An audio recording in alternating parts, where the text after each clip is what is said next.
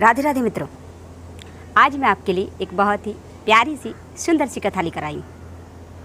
इस कथा में नारद जी ने श्री राम जी से प्रश्न किया था। क्या था वो प्रश्न? नारद जी पूछते हैं श्री राम जी से कि प्रभु, जब मैं राजा शीलनिधि की कन्या से विवाह करना चाहता था तो आपने मुझे किस कारण से विवाह नहीं करने दिया? वो कारण आप मुझे बताइए। तब वो जो कारण है श्री रामचंद्र जी बताते हैं इस कथा के माध्यम से। तो इस कथा को रामचरितमानस के आरण्य कांड में श्री तुलसीदास जी ने लिखा है। कथा सुना रहे हैं स्वयं महादेव जी माता पार्वती जी को। तो मैं कथा आरंभ करने से पहले सर्वप्रथम श्री गणेश जी तथा माता सरस्वती जी को प्रणाम करके मैं ये कथा आरंभ करती हूँ। शिव जी कहते हैं, उमा अनुभव कहूँ मैं अपना, सत हरि भजन जगत सब सपना। शिव जी कहते हैं कि हे उमा सुनो, आज मैं तुमसे अपना अनुभव कहता हूँ। श्री हरि का भजन ही सत्य है।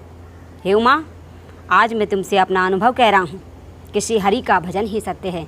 बाकी ये सारा संसार तो एक स्वप्न की भांति झूठा है। फिर शिव जी आगे कहते हैं, पुनि प्रभु गए सरोवर तीरा, पंपा नामक शुभंग गंभीरा। फिर श्री रामचंद्र जी सुंदर पंपा नामक सुंदर गहरे सरोवर के तीर पर गए। शिव जी आगे कहते हैं, संत हृदय जस निर्मल बारी, बांधे हु घाट मनोहर चारी। हो जहाँ तहाँ पियहि विविध मृगनीरा, जान उदार ग्रह जाचक भीरा। राम सिया राम जय जय राम। शिव जी कहते हैं कि उस पंपा नामक सरोवर का जल संतों के हृदय के समान निर्मल है। मन को हरने वाले सुंदर चार मनोहर घाट बंधे हुए। उस पंपा नामक सरोवर में भांति भांति के पशु पक्षी सभी मिलकर जल पी रहे हैं, पानी पी रहे हैं। ऐसा लग रहा है मानो कि उदार दानी पुरुष की यहाँ याचकों की भीड़ लगी। कैसा लग रहा है? ऐसा लग रहा है मानो कि उदार दानी पुरुष की यहाँ मांगने वालों की भीड़ लगी है।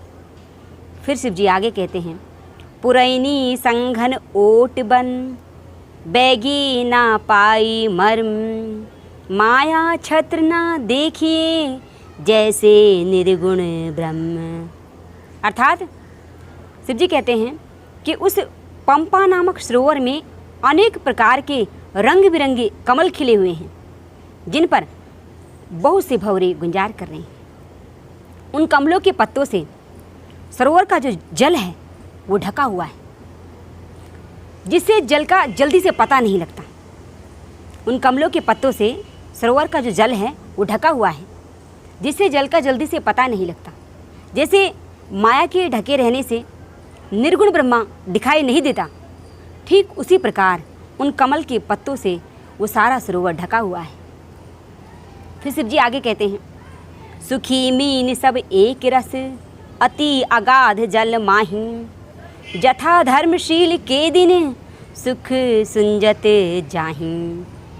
शिव जी कहते हैं कि उस पंपा नामक सरोवर में अनेक प्रकार की मछलियाँ एक साथ सुखपूर्वक रहती हैं। जैसे कि धर्मशील पुरुष के सब दिन सुखपूर्वक बीतते हैं ना, ठीक उसी प्रकार उस पंपा नामक सरोवर में वे सभी जाति की मछलियाँ एक साथ सुखपूर्वक रहती हैं।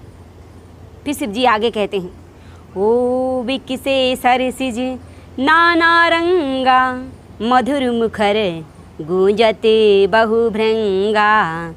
हो बोलत जल कुकुट कलहंसा, प्रभु बिलो की जनु करते प्रशंसा। राम सिया राम मेरे हनुमान जय जय राम। शिव जी कहते हैं कि उस पंपा नामक सरोवर में अनेक प्रकार के कमल खिले हुए हैं, जिन पर बहुत से भंवरे गुंजार कर रहे हैं। जल के राजहंस, मुर्गे, बतख इत्यादि बोली बोल रहे हैं। ऐसा लग रहा है मानो श्री रामचंद्र जी को देखकर उनकी प्रशंसा कर रहे हैं। शिव जी आगे कहते हैं, चक्रवाक बक खग समुदाई, देखत बनहि बरनी नहीं जाई। ओ सुंदर खगगन गिरा सुहाई, जात पथिक जनु लेते बुलाई। फिर शिव जी कहते हैं कि चक्रवाक बगुले आदि पक्षियों का समुदाय तो देखते ही बनता है, जिसका मुख से वर्णन नहीं किया जा सकता। सभी पक्षी आपस में बातें कर रहे हैं। ऐसा लग रहा है मानो कि रास्ते में जाते हुए राहगीरी को बुला रहे हैं। कैसा लग रहा है? ऐसा लग रहा है मानो कि रास्ते में जाते हुए पथिकों को बुला रहे हैं। फिर शिव जी आगे कहते हैं, ओ ताल समीप मुनि गृह छाए, चाहु दिशि कानन बिटप सुहाय। चंपक बकुल कदम्ब तमाला, पाटल पानस परस रसाला। राम सिया राम जय जय राम। शिव जी कहते हैं कि उस पंपा नामक सरोवर के समीप मुनियों ने बहुत ही सुंदर सुंदर आश्रम बना रखे, और उन आश्रम की शोभा बढ़ा रहे हैं उसी वन के वृक्ष। कौन कौन से वृक्ष हैं? चंपा का वृक्ष है, मोलसीरा, कदम, तमाल, ढाक, कटहल, आम आदि के वृक्षों से वह आश्रम सुशोभित है। फिर शिव जी आगे कहते हैं, नव पल्लव कुसुमिति तरुणाना, चंचरीक पटली कर गाना। शीतल मंद सुगंध सुभाव, संतत बहई मनोहर बाऊ। राम सिया राम जय जय राम। शिव जी कहते हैं वे सभी वृक्ष नई नई पत्तियाँ तथा सुगंधित पुष्पों से युक्त हैं, जिन पर भंवरे हमेशा गुंजार करते रहते हैं। मन को हरने वाली 2 प्रकार की शीतल मंद सुगंधित हवाएं वहाँ पर हमेशा बहती रहती है। फिर शिव जी आगे कहते हैं, कुहू कुहू कोकिल धुनि करही, सुनी रब सार से ध्यान मुनि टरही। शिव जी कहते हैं कि कोयले कुहू कुहू का शब्द कर रही हैं, जिनकी रसीली बोली सुनकर मुनियों का भी ध्यान छूट जाता है। फिर शिव जी आगे कहते हैं, फल भारन मनि बिटप सब रहे भूमि नियराई, पर उपकारी पुरुष जिमि नावई सुसंपत्ति पावही। अर्थात शिव जी कहते हैं कि फलों के भार से वे सभी वृक्ष धरती पर आ लगे। जैसे कोई परोपकारी पुरुष, सज्जन पुरुष बहुत सी धन संपत्ति पा जाने के बाद अहंकार नहीं करता, विनय से झुक जाता है, उसी प्रकार वे सभी वृक्ष पके हुए फल के भार से धरती पर आ लगे। फिर शिव जी आगे कहते हैं, देखी राम अति रुचिर तलावा। ओ देखी राम अति रुचिर तलावा, मज्जनु कीन्ही परम सुख पावा। ओ देखी सुंदर तरुवर छाया, बैठे अनुज सहित रघुराया। राम सिया राम मेरे हनुमान जय जय राम। श्री रामचंद्र जी ने उस पंपा नामक सरोवर में स्नान किया। फिर एक तरुवर की छाया में, यानी एक वृक्ष की छाया में, एक पेड़ की छाया में दोनों भाई राम जी तथा लक्ष्मण जी जाकर उसके नीचे बैठ गए। शिव जी कहते हैं, तहाँ पुनि सकल, ओ तहाँ पुनि सकल देव मुनि आए, स्तुति करी निजे धाम सिधाए। फिर वहाँ पर स्वर्ग लोक से कुछ देवता आते हैं, ऋषिगण आते हैं, मुनिगण आते हैं। श्री रामचंद्र जी की स्तुति करने के बाद वे सभी अपने अपने धाम को चले जाते हैं। बैठे परम प्रसन्न कृपाला, कहत अनुज सन कथा रसाला। श्री रामचंद्र जी प्रसन्नतापूर्वक बैठे हुए हैं और अपने छोटे भाई लक्ष्मण जी से रसमयी कथाएं कह रहे हैं।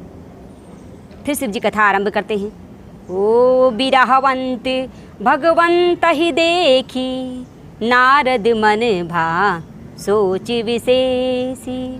हो मोर शाप करा अंगीकारा, सहत राम नाना दुख भारा। जब नारद जी ने श्री रामचंद्र जी को विरह से युक्त देखा तो उनके मन में विशेष रूप से सोच हुआ। वे मन ही मन कहने लगे कि श्री रामचंद्र जी मेरे ही शाप के कारण नाना प्रकार के दुखों का भार उठा रहे हैं, मेरे ही शाप के कारण वे इतने दुख सह रहे हैं। ऐसे प्रभु ही बिलो कही जाई, पुनि न बनहि असु अवसरु आई। यह विचारी नारद कर बीना, गए जहाँ प्रभु सुख आसीना। कि ऐसे भक्तवत्सल प्रभु को जाकर देखूँ तो सही, उनसे मिलूँ तो सही, पता नहीं फिर ऐसा अवसर बन पाएगा कि नहीं। ऐसा मन में विचार करके नारद जी हाथ में बीड़ा लेकर वहाँ गए जहाँ सुख के धाम श्री रामचंद्र जी बैठे हुए थे। शिव जी कहते हैं, ओ गावत राम चरित मुदुबानी, प्रेम सहित बहु भांति बखानी। करी दंडवत लिए उठाई, राखे बहुत बार उरलाई। अनेक प्रकार से नारद जी हाथ में बीड़ा लेकर रामचरितमानस का गान करते हुए बखान बखान कर कहते हुए वहाँ पहुँचे जहाँ सुख के धाम श्री रामचंद्र जी थे। नारद जी को दंडवत प्रणाम करते देखकर श्री रामचंद्र जी ने उठाकर हृदय से लगा लिया और बहुत देर तक हृदय से लगा कर रखा। कुशल पूछी निकट बिठारे, लक्ष्मण सादर चरण पखारे। फिर श्री रामचंद्र जी ने नारद जी की कुशल पूछी, उन्हें सुंदर आसन पर बिठाया। फिर लक्ष्मण जी ने नारद जी के चरण धोए। शिव जी कहते हैं, नाना प्रकार विनती करी प्रभु प्रसन्न जी अजानी। नारद बोले बचन तब जोरी सरोरु पानी। अनेक प्रकार से विनती करने के बाद नारद जी अपने कमल के समान हाथों को जोड़कर कहने लगे। नारद जी कहते हैं, ओ सुनहु उदार सहज रघुनायक, सुंदर अगम सुगम बरदायक। देऊ एक बर मांगहु स्वामी, यद्यपि जनब तुम अंतर्जामी। नारद जी कहने लगे कि हे स्वभाव से ही कोमल उदार श्री रघुनाथ जी, सुनिए, आप सुंदर अगम सुगम वर को देने वाले हैं। मैं आपसे एक वरदान मांगना चाहता हूँ, आप मुझे वही दीजिए। यद्यपि आप अंतर्यामी होने के नाते सब जानते ही। तब श्री रामचंद्र जी कहने लगे, ओ जानहु मुनि तुम मोर स्वभाव, जन सन कबहु की करऊँ दुराव। ओ कौन वस्तु असी प्रिय मोहि लागी, जे मुनि बर ना सकहूँ तुम मांगी। मेरे हनुमान जय जय राम, सियापति राम जय जय राम। कि हे मुनि सुनो, तुम तो मेरा स्वभाव जानते ही हो कि मैं अपने भक्त से कुछ भी नहीं छुपाता। हे मुनि, मुझे ऐसी कौन सी वस्तु है जो कि प्रिय लगती है जिसे तुम मांग नहीं सकते। हे मुनि, मुझे ऐसी कौन सी वस्तु प्रिय लगती है जिसे तुम मांग नहीं सकते। ओ जन कहू कछु अदे नहीं मोरे, अस विश्वास तजहु जनी भोरे। कि हे मुनि, मुझे अपने भक्त के लिए कुछ भी अदे नहीं है, ऐसा विश्वास तुम भूल कर भी मत छोड़ना। तब नारद बोले हर्षाई, असबर मांगऊँ करऊँ ढिढ़ाई। तब नारद जी हर्षित होकर कहने लगे कि हे प्रभु, मैं एक दृष्टता करता हूँ, आपसे एक वरदान मांगना चाहता हूँ, आप मुझे वो दीजिए। तब नारद जी कहने लगे, यद्यपि प्रभु के नाम अनेका, श्रुति कह अधिक एक ते एका। राम शकल नमहाते अधिका, हो नाथ अघ खग बाधिका।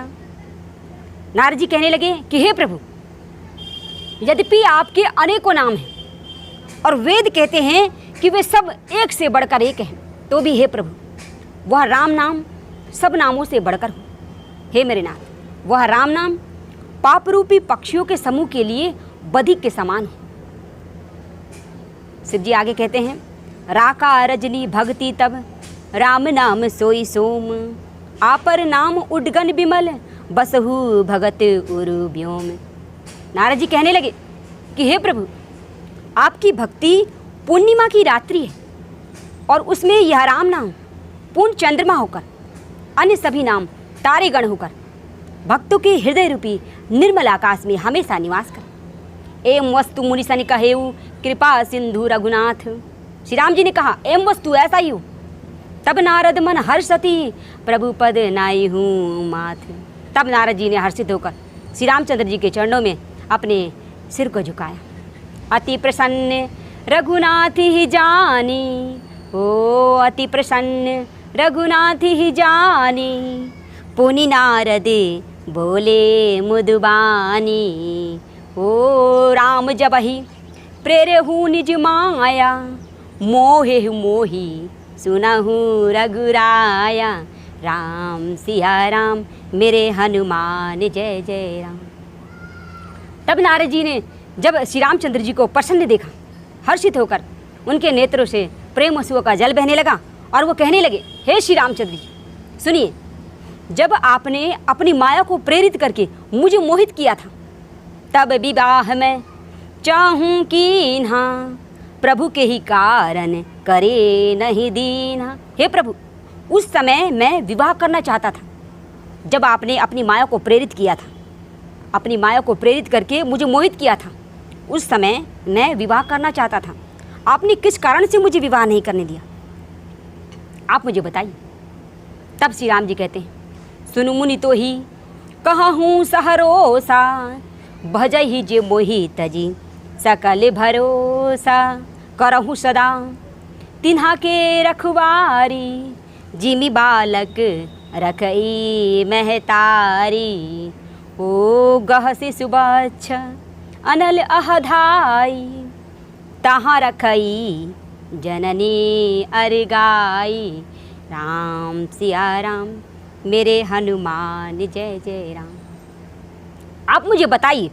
तब श्री राम जी कहने लगे कि हे मुनि सुनो, मैं हर्ष के साथ कहता हूँ, जो मुझे सब भरोसा छोड़कर केवल मुझे ही को भजते हैं, मैं उनकी उसी प्रकार रखवाली करता हूँ जैसे कि एक माँ अपने बालक की करती है। जब एक छोटा सा बालक घुटनों के बल चलते हुए आग को पकड़ने की कोशिश करता है, घुटने के बल चलते हैं ना बच्चे, आग को पकड़ने की कोशिश करता है, सांप को पकड़ने का प्रयास करता है, तब उसकी माता अलग करके दोनों को कैसे बचा लेती है अपने बालक को। हे मुनि, उसी प्रकार मैं भी अपने भक्त की रक्षा करता हूँ। श्री राम जी फिर आगे कहने लगे। शिव जी कहते हैं, प्रोढ़ भई तो ही सुत पर माता। प्रीति करही नहीं पिछली बाता। ओ मोर प्रोढ़ तने सम ज्ञानी। बालक सुत सम दास अमानी। राम सिया राम जय जय राम। हे मुनि सुनो, सयाना हो जाने पर माता उस पुत्र से प्रेम तो करती है, परंतु पिछली बात नहीं रहती, अर्थात मातृप्राण फिर वह अपने शिशु की चिंता नहीं करती। क्यों नहीं करती? क्योंकि सयाना हो जाने के बाद उस माता का वह पुत्र अपनी माता पर निर्भर ना रहकर अपनी रक्षा स्वयं करने लगता है। उसी प्रकार हे मुनि, प्रौढ़ यानी ज्ञानी पुत्र मेरे शानी पुत्र के समान हैं, और तुम्हारे जैसा अपने बल का मान ना करने वाला मेरा सेवक शिशु पुत्र के समान है। श्री राम जी कहते हैं, जानहि मोर बल निज बल ताही। दुहु कह काम क्रोध रिपु आही। यह विचारी पंडित मोहि भजहि। पाइहु ज्ञान भक्ति नहीं तजहि। हे मुनि, मेरे भक्त को, मेरे सेवक को केवल मेरा ही भरोसा होता है, लेकिन अपने बल को मानने वाला, जो अपने बल को मानता है, उस पर मेरा कोई भी बस नहीं चलता। लेकिन काम क्रोध रूपी शत्रु तो दोनों के लिए एक ही है, लेकिन मेरे भक्तों के शत्रुओं को मारने की जिम्मेवारी मुझ पर होती है। क्यों? क्योंकि वो मेरे परायण होकर मेरा ही बल मानता है। लेकिन अपने बल को जो मानता है, अपने बल को मानने वाला वो ज्ञानी, उसके शत्रुओं को मारने की जिम्मेवारी मुझ पर नहीं होती। ऐसा मन में विचार करके ही बुद्धिमान तथा पंडित लोग मुझी को भजते हैं, और वे ज्ञान प्राप्त होने पर भी भक्ति को कभी नहीं छोड़ते। फिर श्री रामचंद्र जी आगे कहते हैं, श्री राम जी कहते हैं, काम क्रोध लोभादि मद प्रबल मोह के धारी। तिन्हामा अति दरुण दुख माया रूपिणी नारी। कि हे मुनि, काम क्रोध लोभ मद आदि अज्ञान की प्रबल सेना है और उसमें यह माया रूपणी, माया की साक्षात मूर्ति स्त्री तो अत्यंत ही दरुड़ दुख देने वाली है। कहा मुनि सुनु पुराण सुति संता, मोह विपिन कहू नारी बसंता। जप तप नेम जलाशय झारी, होई सम सो सही सब नारी। मेरे हनुमान जय जय राम, सियापति राम जय जय राम। कि हे मुनि सुनो, वेद पुराण और संत कहते हैं कि मोहरूपी वन को विकसित करने के लिए स्त्री वसंत ऋतु के समान है। वह जप तप नियमों के जलों के स्थानों को ग्रीष्म रूप होकर सोख डालती। काम क्रोध मद मत्सर भय का, इन्हा ही हर्ष प्रद बरसा एका। दुर्वासना कुमुद समुदाय, तिन कह सरद सदा सुखदाई। कि हे मुनि, काम क्रोध लोभ मोह मद मत्सर ये सभी मेंढक हैं और इनको वर्षा ऋतु होकर हर्ष प्रदान करने वाली एकमात्र स्त्री ही है। बुरी वासनाएं कुमुदों के समूह हैं, उनको सदैव सुख देने वाली यह शरद ऋतु है। तो श्री राम जी आगे कहते हैं, धर्म सकल सरसीरु वृंदा, होई हिम तिन्हाही दहाई सुखी मिंदा। पुनि ममता जवास बहुताई, पलुह ही नारी शिशिर ऋतु पाई। कि हे मुनि, समस्त जो धर्म है वे कमलों के झुंड है और यह विषयजनक सुख देने वाली स्त्री हेमंत ऋतु होकर उसे जला डालती है। फिर ममता रूपी जवासा का समूह बन स्त्री रूपी शिशिर ऋतु को पाकर हरा भरा हो जाता है। पाप उलूक निकर सुखकारी, नारी निबड़ रजनी अंधियारी। बुद्धि बलशील सत्य सब मीना, बंसी संत्रिय कहई प्रवीणा। हे मुनि, यह स्त्री पाप रूपी उल्लू के समूह को सुख देने वाली अंधकारमयी रात्रि है। बुद्धि बल शील सत्य ये सभी मछलियां हैं, इन सबको फंसाकर नष्ट करने के लिए स्त्री बंसी के समान है। अवगुण मूल शूल पद प्रमादा, सब दुख खानी। ताते कीन्ही निवारण मुनि में यह जिया जानी। कि हे मुनि, युवती स्त्री अवगुणों की मूल पीड़ा देने वाली सब दुखों की खान है। ऐसा जी में जानकर ही मैंने तुम्हें विवाह करने से रोका था। सुनी रघुपति के बचन सुहाए, मुनि तन पुलक नयन भरी आए। कहौ कौन प्रभु के असरीति, सेवक पर ममता अरु प्रीति। राम सिया राम जय जय राम। श्री रामचंद्र जी के वचन सुनकर मुनि हर्षित हो गए। उनके नेत्रों से प्रेम अश्रु का जल बहने लगा, उनका शरीर पुलकित हो गया और वह कहने लगे, कहो तो किन प्रभु की ऐसी रीति है जिनका सेवक पर इतना ममतत्व है, इतना प्रेम है। जे ना भजही असी प्रभु ब्रह्म त्यागी, ज्ञान रंक नर मंद अभागी।